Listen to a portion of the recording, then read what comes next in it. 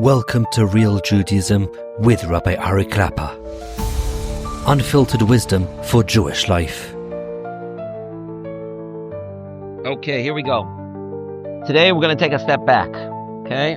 We're going to take a step back and we're going to talk about the root, the shorish, the issues that surround Shemiras Einayim, and specifically all inyanim of arayos. So, in order to really to fight the Yetzer Hara, right? We need to understand who is this Yetzer Hara. I'll tell you, the Yetzer Hara, he wants to work in the shadows. He doesn't want to be called out. Well, this is something that we mentioned in the past, that a lot of times the Yetzer Hara gets you because he's kind of hiding. You don't even realize that he's sneaking up on you. You don't even realize that, he's doing it a little bit at a time until boom, he gets you. You don't realize that. People can get into the worst of errors through small little steps. Small steps. Very easily. But let's look at what the shorish of this is and understand how HaKadosh Baruch Hu created the world and what the challenge is. So we know that HaKadosh Baruch Hu created that a man should have a desire for a woman. That's why Hashem put it into every normal man. It's a Yetzer Hara, and we have to deal with it, right? But the shoirish for it is not necessarily a bad thing, because HaKadosh Baruch Hu wanted to create a dveikus between a husband and wife, and the dveikus between a husband and wife, Hashem wanted to be on all levels. He wanted there to be a dveikus on a spiritual level, on a emotional level, and also on a physical level. Hashem wants there to be that taiva, and therefore He created that taiva. I did see in a certain place that they asked the question that Lasid Lavo, Hashem is going to shech the Yetzer Hara. He's going to shech the Yetzer Hara according to Gemara and Sukkah. At the end, I believe in the 5th parak of Sukkah, there's going to be a time in the future that we're all going to be at the levaya of the Yetzer Hara, right? That's what we're going to be. We're going to be at the Yetzer Hara's levaya. Because Hashem, we don't need a Yetzer Hara anymore. But one second, I don't understand something. I don't understand. We need the Yetzer Hara. Because without the Yetzer Hara, how are we going to be? We're going to be zoichet to overcome the Yetzer Hara to get big schuyas. Not only that, or even if we're not going to have schuyas, but how's a person going to be married without a Yetzer Hara? The Gemara tells us that during the times of the very beginning of the second Beis Hamikdash, the Anshe Knesset HaGedolah had to deal with some very, very serious issues.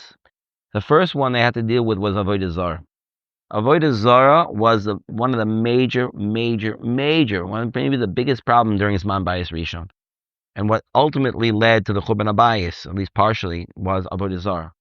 And the Anshe Knesset Gedolah, included amongst them, were great Nevi'im, including Mordechai, Chagai, Zechariah, Malachi, great Nevi'im, were part of the Anshe Knesset Gedolah, and they knew if we're going to be building a new Beis Hamikdash, we're going to have to deal with Avodah Zarah again. And if we're going to deal with Avodah Zarah again, so how are we going to be? Are we stronger than the previous generations? Are we better than the previous generations? How in the world are we going to be dealing with Avodah Zarah? Avodah Zarah, so they decided they're going to be mevatel the Yetzer Hara for Avodah Zarah. They decided even though by being mevatel the Yetzer Hara for Avodah Zarah, they lost a tremendous opportunity for Kedusha as well. They lost a tremendous opportunity for the highest levels. Nevuah ended also during that Tekufa. There was no more Nevuah. If you don't have the Tzad Tumah, you're not going to have the Tzad Kedusha either. Zelu Mazebara. Yeah, Hashem did two opposing things. He put the koichos of Kedusha and against koichos Kedusha, the koichos of Tumah. And there's this constant battle. Just like a person can fall very, very low, he also has the ability to rise very, very high. So a person can fall into Avodah Zarah, but he can rise to Nevuah. We got rid of the Yetzer Hara for Avodah Zarah. There's no more Nevuah anymore. But Chazal and the Anshe Knesset Gedolah specifically at that time decided that's the right thing to do. We have to get rid of it. It's too big of a danger. The schar might be amazing, but we can't handle it, and therefore they were mavatal the Yetzer Hara for Avodah Zarah. Then came the second biggest problem. The second biggest one was Gila Arayos. Even during that Tekufa, Zman Bayis Sheni, was already terrible, the intermarriage. The Jews who had just left Eretz Yisrael after the Churban Bayis Rishon were intermarrying with Goyim. They were marrying Goyim in Bavel. And Ad Kedei Kach that Ezra and Nehemiah had to forcefully get them to throw their Goyish wives out in order to bring them back to Eretz Yisrael. And they wanted to know, what could we do? What could we do about this terrible problem of Gilui Arayos? So they thought maybe we can get rid of the Yetzer Hara for Gilui Arayos as well. And they even tried. They tried to do it, and they realized it wasn't shaykh. The world can't run. The world can't run without it. Right? There were no chickens, and there were no fertilized eggs. There were no fertilized eggs in the entire land because there was no taiva. And therefore they had to bring the Yetzer Hara back. So then let's come back to the question. In La'asid Lavo, how is it going to be that we're not going to have a Yetzer Hara? Well, how are we going to ever have children?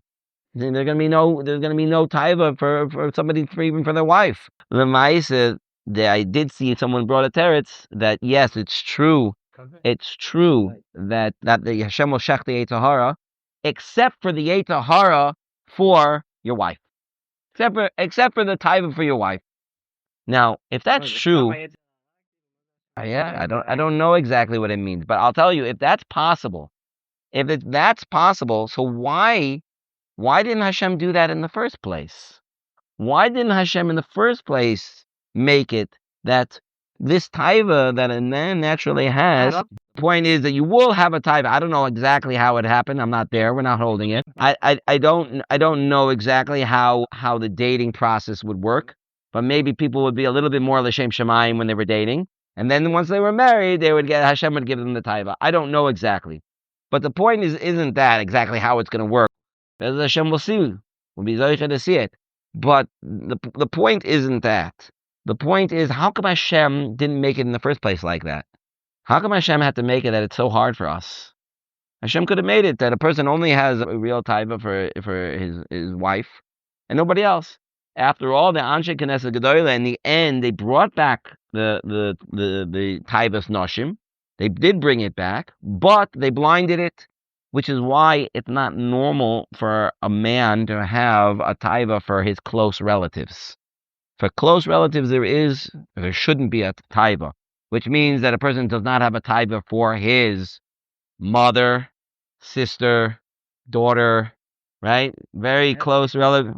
But niece, it could be. A man theoretically could actually marry his niece. A person could marry his niece. Yeah. We'll talk about it afterwards.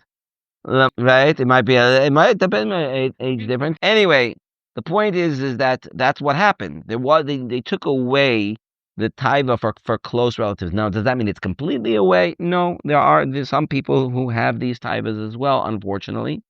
And again, when a person has a taiva that's outside of the realm of what we'll call a regular taiva, but we have to realize that what's in the realm of normal is normal. And Hashem created the world like that. And Hashem made it that this is something that's not easy, that it's easier to give klolim for somebody who falls into the klal than for somebody who has their own miyuchad. It's a little bit easier. So when we're talking about somebody with a regular Yetzer Hara, we have to understand, Hashem did create me this way, not because I'm supposed to fulfill it. It has to be used in the right place at the right time. Hashem did create it for a reason. But if I'm not at that reason yet, I'm not holding there, I'm not married, I don't know how, I don't have the right place to use it yet, so then a person has to learn how to deal with it. A person has to understand, you are normal, you are regular. This is something that is a difficulty that Hashem put into the Bria, and we can overcome it. Chazal tell us, Rashi in Maseches Makos tells us that when a person overcomes a mitzvah lo saseh and doesn't do that aveira, it's mamish like he did a mitzvah saseh. It's as if he was mekayim a mitzvah, even though he did nothing. Even though he did nothing, it's as if he was mekayim a mitzvah saseh. Right? Does a person mekayim a mitzvah every single time they don't murder somebody? Well, it depends. You have a taiva to murder that person all the time, and you just overcome it, or it's something that I just don't think about it. It's not an issue. A person who has a nisayon and overcomes it gets a tremendous schar. And realize this is built into the way Hashem created the world. Hashem built it into it, so that we would have this nisayon, and specifically the nisayon gets stronger and bigger at a time where we really can't do anything about it. Certainly not in our door. In our door, it's not, even amongst Hasidim, it's not normal to get married at the age of 13 or 14. Maybe once upon a time, many years ago, that was more of a normal thing. Even earlier, 14 or 15, yeah, right, okay. I don't know so many people today that are getting married at that age. But nowadays it's not like that. Certainly not. A boy at that age, there's no place in the world that a frum boy gets married that early, at least not in a normal place, because they're not ready. But yet, already at that age, HaKadosh Baruch Hu is already testing him with the nisayon. We have to realize we need to step up and realize Hashem is giving me this test, and I can do it. I can do it. It's not. The shorish of it is not necessarily a bad thing. It's supposed to be meant as a tool in order to create a closeness between a husband and wife. That's what it's supposed to be used for. But until we're ready for that, we need to be able to protect it and hold it in and not use our taivas just for ourselves. But this is a tremendous nisayon. It's not pashut. We try our best. And sometimes a person will say, well, I'm not doing good enough. It's not good enough. We have to realize, HaKadosh Baruch Hu knows exactly what our nisayon is. HaKadosh Baruch Hu knows every single detail of the nisyonos that we go through. And we can't say, well, Hashem can understand me. He understands how hard it is for me, and He'll forgive me. That's just giving in to the Yetzer Hara. That's the Yetzer Hara telling you, it's okay, you can do the Aveira. Don't worry about it. Right. Of course Hashem knows. No. He knows, and He specifically knows you can overcome them. That's what that is what's happening over here.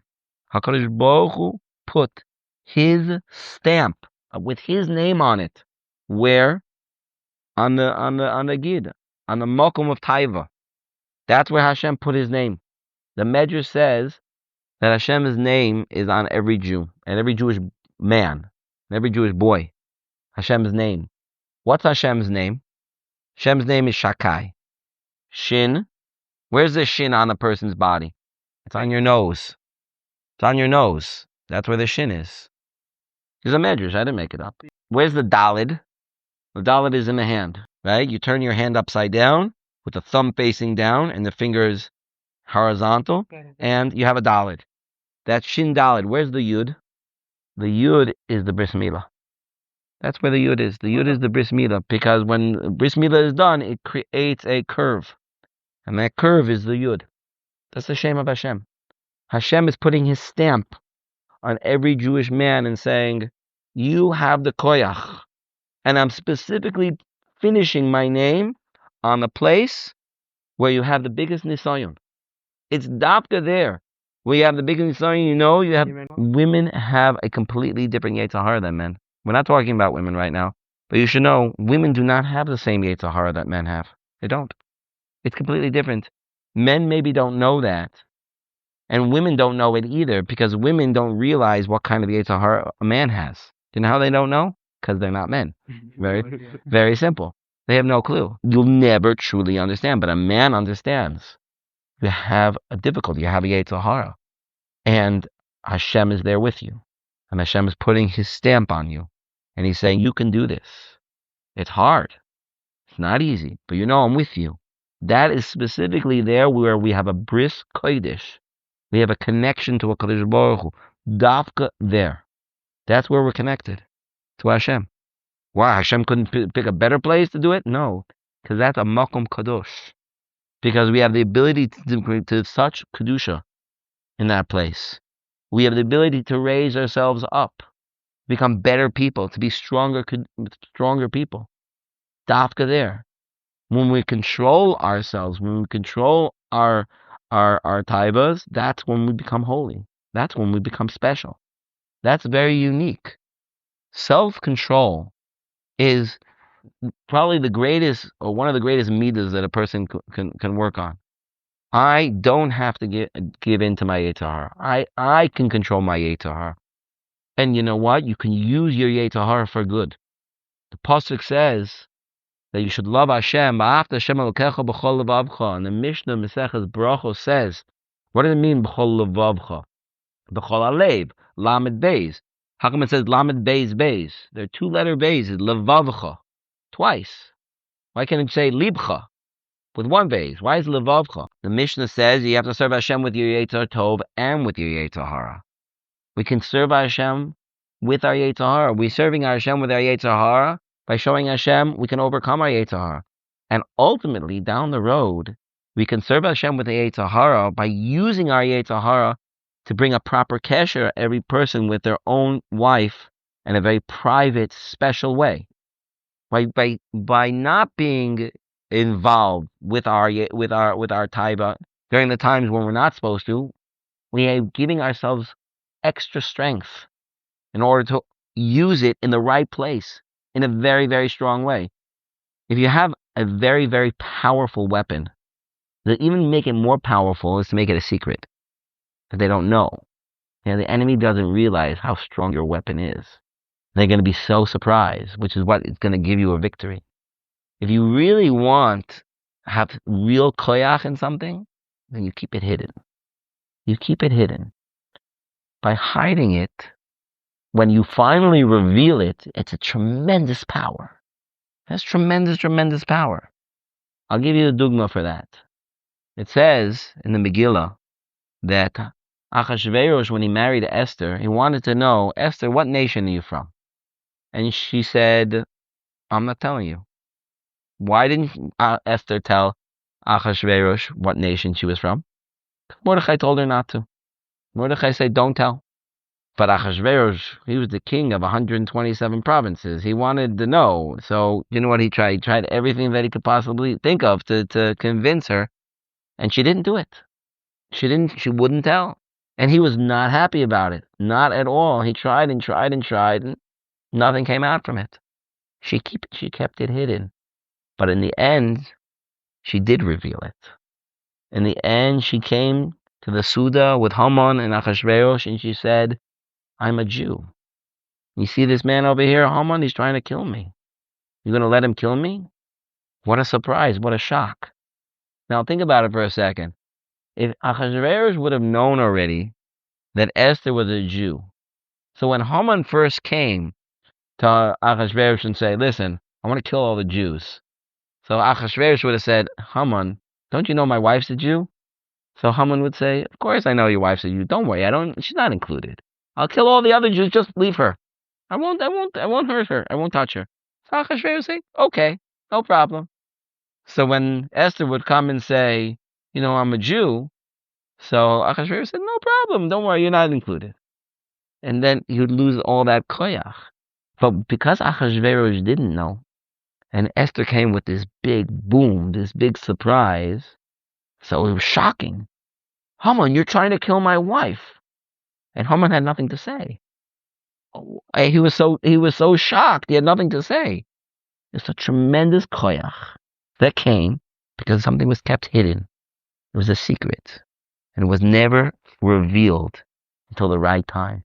That's the same thing we need to do with our taiva. We have to keep our taiva closed. We have to keep it hidden. We have to control it. Because when the right time comes, it'll have tremendous power. Tremendous power to make a kesher, a real kesher, and that's the kesher that Hashem wants of dovak beishto. Something very special and very powerful. But if a person uses his Yetzer Hara for his own pleasure all the time, he's going to lose out. He's going to lose out on that power, on that opportunity. You understand? It is regular. It is a normal Yetzer Hara. But it doesn't mean that we're allowed to use it. It doesn't mean that we can, take advantage of ourselves and do whatever I want because it's me, What does it make a difference what I do? What does it make a difference where I look? Is it going to make a difference? Yes, it's going to make a difference. Not only to Hashem. For sure, Hashem doesn't want it. But it's going to make a difference for ourselves. It's going to make a difference to our present, and it's going to make a difference to our future. If a person really wants to strengthen himself, this is the place to do it. And he becomes elevating, becomes kadosh, and it's an investment for the rest of his life. It's an incredible opportunity. Because of Hashem, we should all be zeicha that we should be able to take advantage. Shkoyach.